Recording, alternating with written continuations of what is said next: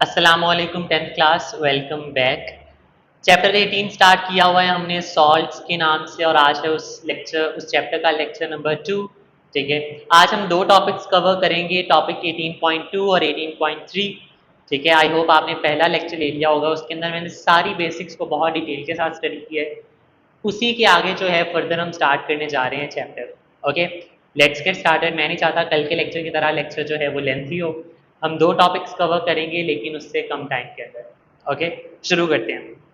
तो टॉपिक 18.2 है मेरे पास, melting points of ionic compounds. Ionic compounds के मेल्टिंग पॉइंट्स। आयोनिक कंपाउंड्स आपको पता है ना, जो आइंस से मिलके बनते हैं। एक पॉजिटिव आइन, एक नेगेटिव आइन, और वो साथ में मिलते हैं। इलेक्ट्रोस्टैटिक फोर्स की वजह से वो एक दूसरे के साथ अटैच होते हैं और हम उनको आयोनिक कंपाउंड्स कहते हैं। अब आयोनिक कंपाउंड्स के मेल्टिंग पॉइंट्स का क्या मतलब है? मेल्टिंग पॉइंट की डेफिनेशन हमने चैप्टर 1 के अंदर पढ़ी थी कि मेल्टिंग पॉइंट्स क्या होते हैं, फ्रीजिंग पॉइंट्स क्या होते हैं, बॉइलिंग पॉइंट्स क्या होते हैं। रिमेंबर? तो आयोनिक कंपाउंड के मेल्टिंग पॉइंट्स कैसे होते हैं? हाई होते हैं, लो होते हैं। अगर हाई होते हैं तो उसकी क्या रीज़न है, लो होते हैं तो उसकी क्या रीज़न है। केमिस्ट्री के अंदर लॉजिक और रीज़न, जो भी क्वेश्चन वाई से शुरू होता है ना, वो बहुत अहम होता है। ठीक है, ये तो हमें पता है कि ये चीज़ ऐसे होती है, लेकिन क्यों होती है, that's the real question. And this is new exam favourite question. ठीक है, वाई वाले जो क्वेश्चन है ना, क्यों, इसके ऊपर बहुत तवज्जो दी जाती है। सही है, तो हम भी उसी तरह लेकर चलेंगे। डन है। तो सबसे पहली बात, मैं अगर पिछले चैप्टर को लेकर चलूँ, उससे कनेक्ट करता हूँ। जुड़े जुड़े रहना आपने मेरे साथ। हमने देखा कि एक सॉल्ट एक पॉजिटिव आयन के साथ और एक नेगेटिव आयन के साथ मिलकर बनता है और ये दोनों एक दूसरे को अट्रैक्ट करती हैं, राइट। और इन दोनों के बीच में बन जाती है इलेक्ट्रोस्टैटिक फोर्स। अब खुद सोचो कि अगर इलेक्ट्रोस्टैटिक फोर्स ज़्यादा स्ट्रांग होगी तो इन दोनों आयंस को अलग करना मुश्किल होगा, और अगर इनके बीच में इलेक्ट्रोस्टैटिक फोर्स वीक होगी तो इनको सेपरेट करना बहुत आसान हो जाएगा। इधर तक क्लियर है हम कि अगर इलेक्ट्रोस्टैटिक फोर्स मजबूत होगी तो इनको जुदा करना मुश्किल हो जाएगा, और अगर कमज़ोर होगी तो इनको जुदा करना बहुत आसान है। सही है, ये बात क्लियर है। अब आयोनिक कंपाउंड की इलेक्ट्रोस्टैटिक फोर्स बहुत ज़्यादा स्ट्रांग होती है। ठीक है, अब खुद बताओ, अगर इलेक्ट्रोस्टैटिक फोर्स इतनी ही ज़्यादा मजबूत है तो इनको तोड़ना, इनको अलग करना, सेपरेट करना, जुदा करना आसान होगा या मुश्किल होगा? मुश्किल होगा। और अगर इनको अलग करना मुश्किल है तो क्या हमें ज़्यादा अमाउंट ऑफ टेम्परेचर चाहिए या कम अमाउंट ऑफ टेम्परेचर चाहिए? ज़्यादा अमाउंट ऑफ टेम्परेचर चाहिए। कॉमन सेंस, एक कड़ी से दूसरी कड़ी मिल रही है। ठीक है, हाई इलेक्ट्रोस्टैटिक फोर्स है तो ज़्यादा फोर्स चाहिए, ज़्यादा फोर्स चाहिए तो ज़्यादा टेम्परेचर चाहिए, या कम टेम्परेचर चाहिए, ज़्यादा टेम्परेचर चाहिए। तो अगर किसी एलिमेंट को, किसी कंपाउंड को तोड़ने के लिए ज़्यादा टेम्परेचर चाहिए तो उसका मेल्टिंग पॉइंट भी ज़्यादा होगा या कम होगा? ज़्यादा होगा, राइट। तो इस तरह से हम जो है वो चीज़ों को कनेक्ट करते हैं, इस तरह से हमें चीज़ें भूलती नहीं है। ठीक है, this is the right way to memorise things for a longer period of time. Okay, तो इधर से देखते हैं, हम जो बातें मैंने कही है ना वो यहाँ से पढ़ते हैं। Since very strong electrostatic force of attraction are present between the ions, चूंकि आयंस के बीच में बहुत मजबूत इलेक्ट्रोस्टैटिक फोर्स होती है, इस significant amount of energy is needed. Significant कहते हैं बहुत ज़्यादा। ठीक है, इस significant amount of energy is needed मतलब कि हमें बहुत ज़्यादा एनर्जी की ज़रूरत होगी उनके बॉन्ड को तोड़ने के लिए, to broke these forces. This is the reason why the melting points of ionic compound are generally very high. तो आयनिक कंपाउंड्स के मेल्टिंग पॉइंट ज़्यादा होते हैं, यस, बहुत ज़्यादा होते हैं। और इसकी रीज़न क्या है? इसकी रीज़न ये है कि आयोनिक कंपाउंड के बीच में जो इलेक्ट्रोस्टैटिक फोर्स ऑफ अट्रैक्शन होती है वो बहुत स्ट्रांग होती है, और उस स्ट्रांग अट्रैक्शन को तोड़ने के लिए हमें बहुत ह्यूज मिकदार की एनर्जी चाहिए होती है। और ह्यूज मिकदार की एनर्जी कहाँ से आएगी? ह्यूज टेम्परेचर से। इस वजह से आयोनिक कंपाउंड का मेल्टिंग पॉइंट बहुत ज़्यादा होता है।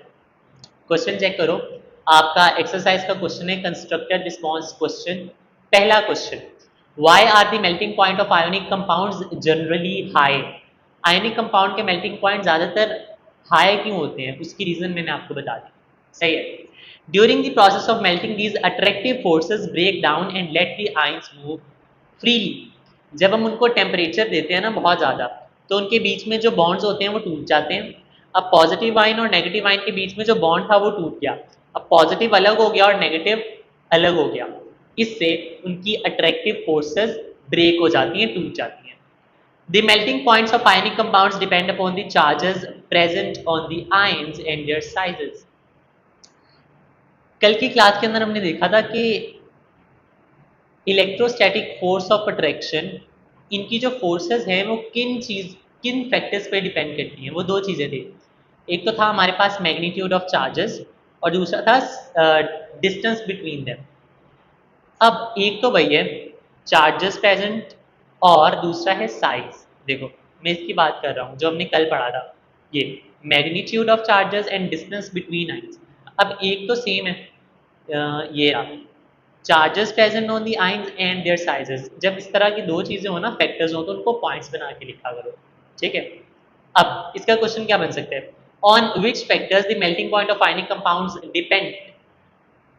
आयोनिक कंपाउंड का मेल्टिंग पॉइंट, आयोनिक कंपाउंड्स के मेल्टिंग पॉइंट किन दो चीज़ों पे डिपेंड करते हैं, एक तो साइज पे डिपेंड करते हैं और दूसरा आइंस पे डिपेंड करते हैं। सही है, इजी है, दो क्वेश्चन बन सकते हैं इस टॉपिक में से, दोनों आपको बता दिए, उनके आंसर्स भी बता दिए। क्वेश्चन लिखा हुआ है आपकी स्क्रीन के ऊपर, वीडियो पॉज करके इसको अपनी बुक के ऊपर लिख लो, मेंशन कर लो। डन है। नेक्स्ट नेक्स्ट टॉपिक की तरफ चलते हैं, which is 18.3 conduction of electricity bye ionic compounds. बहुत इंटरेस्टिंग टॉपिक है, ठीक है, और जल्दी कवर करवा दूंगा, ट्रस्ट मी। ध्यान से 3-4 मिनट की मुझे आपकी अटेंशन चाहिए, सही है। वीडियो पॉज कर लो अगर करना चाहो तो, लेकिन आपकी फुल अटेंशन मुझे चाहिए। आयोनिक कंपाउंड्स ज़्यादातर सॉलिड हालत में पाए जाते हैं, सही है। हमें पता है मैटर जो है वो 3 हालतों में होता है, सॉलिड, लिक्विड, गैस, और चौथा प्लाज्मा भी है। ज़्यादातर आयोनिक कंपाउंड्स सॉलिड हालत के अंदर पाए जाते हैं, क्रिस्टलाइन सॉलिड फॉर्म के अंदर, लेकिन ये ज़रूरी नहीं है। अक्सर क्रिस्टलाइन सॉलिड्स लिक्विड फॉर्म के अंदर भी हो सकते हैं, ठीक है, लिक्विड फॉर्म के अंदर मतलब जब वो पानी के अंदर मिक्स हो जाए, सही है। अब सुनो, ज़्यादातर तो वो सॉलिड फॉर्म के अंदर होते हैं, लेकिन वो कभी कभार लिक्विड फॉर्म में भी हो सकते हैं और मोल्टन फॉर्म के अंदर भी हो सकते हैं। मोल्टन फॉर्म मतलब पिघली हुई हालत, ठीक है, जब आयोनिक कंपाउंड्स पिघल जाते हैं, उनके जो बॉन्ड्स हैं वो ब्रेक हो जाते हैं, टूट जाते हैं। डन है। तो अगर मैं आपसे पूछूं कि क्या आयोनिक कंपाउंड हमेशा सॉलिड हालत में रहते हैं, तो आप बोलोगे नहीं। आयोनिक कंपाउंड जो है वो मोल्टन फॉर्म के अंदर भी अवेलेबल होते हैं और लिक्विड फॉर्म के अंदर भी अवेलेबल होते हैं, ठीक है। अब जो सॉलिड फॉर्म है ना, उसके अंदर से बिजली गुजर नहीं सकती। Solid form of ionic compounds can not conduct electricity, ठीक है। जो सॉलिड फॉर्म होती है उसके बीच में से इलेक्ट्रिसिटी गुजर नहीं सकती, लेकिन जब भी वो मेल्ट होते हैं या जब भी वो अपनी लिक्विड हालत के अंदर आते हैं तो उनमें से इलेक्ट्रिसिटी कंडक्ट हो सकती है, मतलब उसके बीच में से बिजली गुजर सकती है। अब ये तो हो गया फैक्ट, ठीक है, ये फैक्ट है कि भाई सॉलिड में से इलेक्ट्रिसिटी नहीं गुजरेगी और लिक्विड में से इलेक्ट्रिसिटी गुजरेगी। लेकिन अब आता है लॉजिक कि ऐसा क्या है सॉलिड हालत के अंदर कि उसमें से बिजली गुजर नहीं सकती, और ऐसा क्या है लिक्विड हालत के अंदर कि उसमें से बिजली गुजर सकती है। अब हम इस लॉजिक के ऊपर बात करेंगे, सही है। अब लॉजिक देखते हैं। सबसे पहले मैं इस टॉपिक पे बात करूंगा कि भाई सॉलिड फॉर्म में से बिजली कंडक्ट क्यों नहीं हो सकती। लेट्स से यहाँ से पढ़ रहा हूँ मैं सेकेंड लाइन के लास्ट से। In this solid state ions are held together by strong forces of attraction, they are not free to move and therefore can not conduct electricity. दरअसल जब सॉलिड फॉर्म के अंदर होते हैं ना आयनिक कंपाउंड्स, तो उनके जो इलेक्ट्रॉन्स हैं वो फिक्स होते हैं, वो मूव नहीं कर सकते आपस के अंदर, ठीक है, क्योंकि इलेक्ट्रोस्टैटिक फोर्स ऑफ अट्रैक्शन इतनी ज़्यादा स्ट्रांग होती है कि वो उनको एक फिक्स जगह पे फिक्स कर देती है, वो फ्रीली मूव कर ही नहीं सकते। तो जब इलेक्ट्रॉन्स मूव ही नहीं कर सकते तो उनमें से इलेक्ट्रिसिटी भी कंडक्ट नहीं हो सकती, सिंपली। और अब खुद सोचो कि जब हम उनको मेल्ट कर देते हैं या पानी के अंदर डिजोल्व कर देते हैं आयनिक कंपाउंड्स को, तो क्या होता है, उनकी electrostatic force of conduction break हो जाती है, पॉजिटिव आइंस अलग हो जाते हैं, नेगेटिव आइंस अलग हो जाते हैं, और उनके जो इलेक्ट्रॉन्स हैं वो फ्री हो जाते हैं। तो जैसे ही इलेक्ट्रॉन्स फ्री होते हैं तो उनमें से इलेक्ट्रिसिटी जो है वो कंडक्ट होना स्टार्ट हो जाती है, सिंपल, राइट। अब देखो, when ionic compounds are heated to their melting points, their ions become free। जब भी उनको हीट किया जाता है उनके मेल्टिंग पॉइंट पर, तो उनके आइंस फ्री हो जाते हैं to move around and hence start conducting electricity, ठीक है। तो जब इलेक्ट्रॉन्स मूव करना शुरू कर देते हैं तो उसमें से इलेक्ट्रिसिटी कंडक्ट होना भी स्टार्ट हो जाती है। डन। उसके बाद है हमारे पास एक और चीज़, लास्ट पैराग्राफ चेक करो, ionic compound serve as strong electrolytes because they dissociate completely into ions when dissolved in water. Electrolytes क्या होते हैं?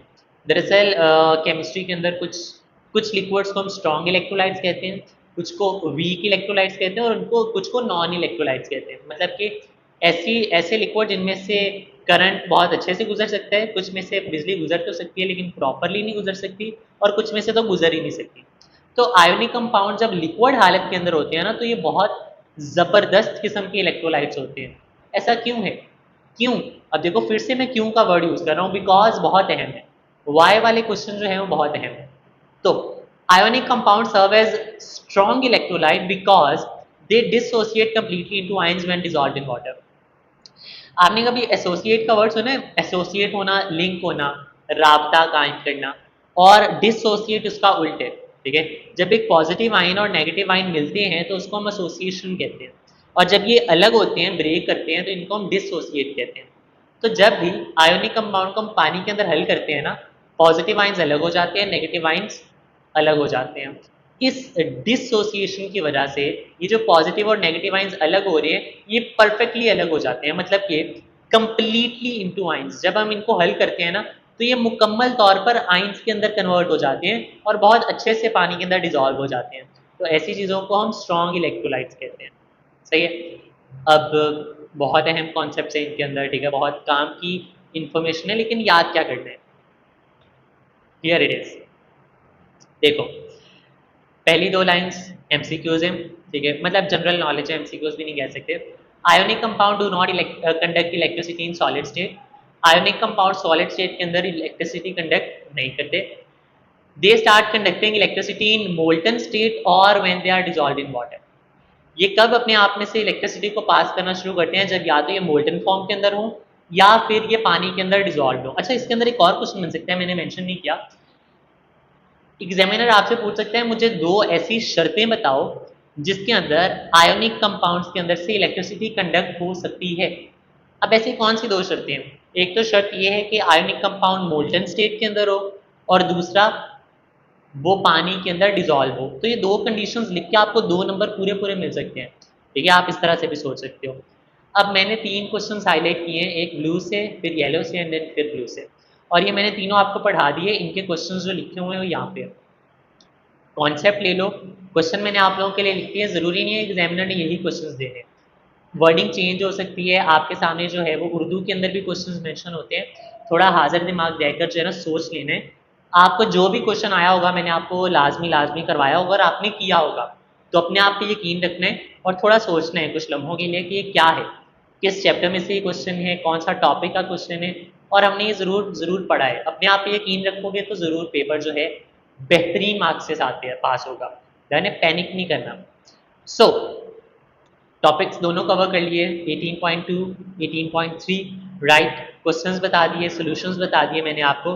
दो हमारे पास क्विक क्वेश्चंस है, ठीक है, अभी हमारे पास टाइम है। बहुत छोटे छोटे से क्वेश्चंस हैं और हमने ये पहले से किए हुए हैं, इनको देख लेते हैं। How the ions present in sodium chloride arrange themselves to form a crystal lattice. Sodium chloride के जो आयंस हैं वो किस तरह से अरेंज होते हैं क्रिस्टल लैटिस बनाने के लिए? वही कल वाला टॉपिक है, ये रहा। ये सोडियम क्लोराइड के आयंस है और ये एक दूसरे को अरेंज करें क्रिस्टल लैटिस बनाने के लिए। अब वो पूछ रहे हैं कैसे, बता देते हैं। Sodium and chlorine ions arranged alternately in a regular 3D crystal lattice. अब देखो क्रिस्टल लैटिस की डेफिनेशन भी तो यही थी ना, 3 डायमेंशनल नेटवर्क स्ट्रक्चर।